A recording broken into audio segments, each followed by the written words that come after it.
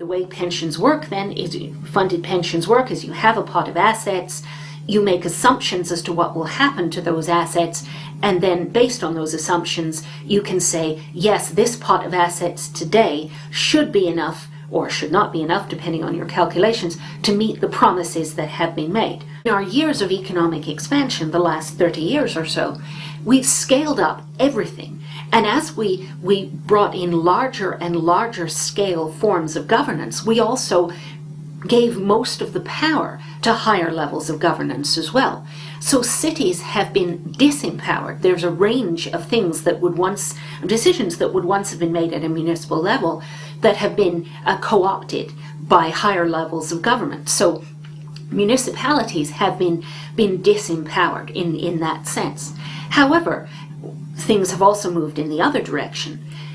Central governments, trying to deal with budget squeeze, have also been in the habit of downloading certain responsibilities to lower levels of government without downloading the funding that goes with them.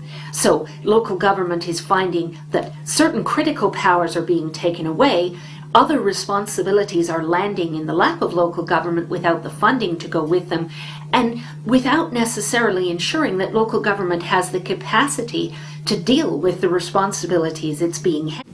The future of civic leadership requires facing the future.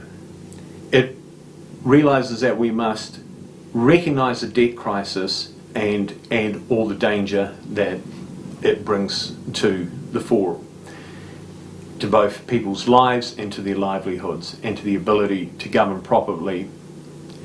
This must be set in a context against the other approaching limits we have, both the environmental crisis, a crisis of social well-being that are happening in many parts of the world, often linked to the economic crisis, and our limits to energy and how they will impact us.